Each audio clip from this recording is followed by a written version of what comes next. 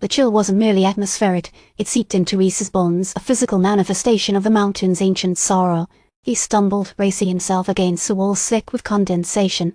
The geometric mandala beneath his feet seemed to pulse with a faint inner light, mimicking the rhythm of the lullaby that guided him. "Vogel," Rhys called out, his voice swallowed by the vastness of the valley. He strained to see through the perpetual twilight, his eyes adjusting to the gloom. The air hung thick with the scent of damp earth and something else, something indefinably ancient and metallic. A ripple of amusement, cold and detached, brushed against his mind. "You seek me, little pawn? How quaint, but asterisk." Rhys clenched his fists. "Show yourself."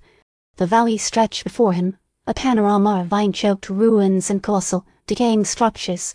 Dominating the landscape was the Loom, a monstrous construction of polished obsidian and shimmering alloys, far larger than any building he had ever seen. It resembled a colossal loom, but its workings were far more complex than any textile machine.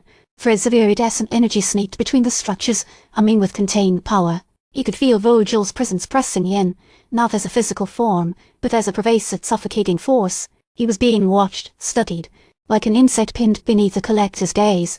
Shadowy figures moved within the ruins, their forms indistinct, their intentions unreadable. They were silent, motionless, as if waiting, watching. "What is this place?" Rhys whispered, more to himself than to anyone else. A tapestry Vogel's voice echoed in his mind, laced with mocking amusement. Masterpiece in the making. And you, little pawn, are a vital thread. A tapestry? What are you weaving? Order. Vogel replied. A new order. One free from the chaos of free will, the fragility of sentiment.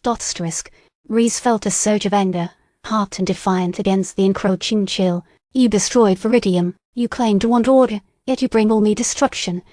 Veridium was a festering wound. Vogel countered.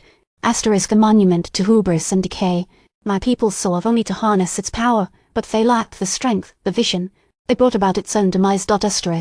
You manipulated them, Rhys accused. You fostered their greed, their ambition, and then you watched them tear each other apart. Necessary pruning. Vogel said blandly. A gardener cannot expect a rose to flourish without removing the dead blooms. Rhys looked out at the loom, its intricate workings mesmerizing and terrifying. He felt the weight of the mountain, the sorrow of Veridium, the malice of Vogel pressing down on him. He understood now. He wasn't just a pawn. He was bait. "What do you want from me?" Rhys asked, his voice slow and steady despite the tremor in his hands.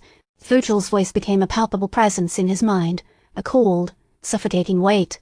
"I require a catalyst, little pawn, a spark to ignite the final threads of my design, a willingness to embrace the order I offer." He heard a soft, rustling sound nearby. Rhys spun around, his hand instinctively reaching for the small, intricately carved bone knife he's been carrying.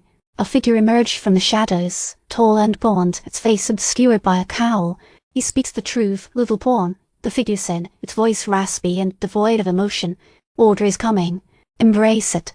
Rhys stared at the figure, his heart pounding in his chest. He felt a sudden, desperate longing for Amelia's safety, for the warmth of the sun, for any semblance of the world he knew. "No," Rhys said, his voice echoing in the vastness of the valley. "I will not." The figure laughed, a dry, rattling sound. "And you will perish, along with all who cling to their precious chaos." He felt a searing pain in his mind, a probing sensation as if his thoughts were being dissected and laid bare. He gritted his teeth, fighting against the intrusion. Suddenly, a new voice cut through the mental cacophony. It was soft, melodic, and full of ancient sorrow. "Do not break the pattern." The voice whispered. "Do not be consumed by it." Rhys looked up, searching for the source of the voice, but he saw nothing but the looming shadow of the loom and the chilling indifference of the valley.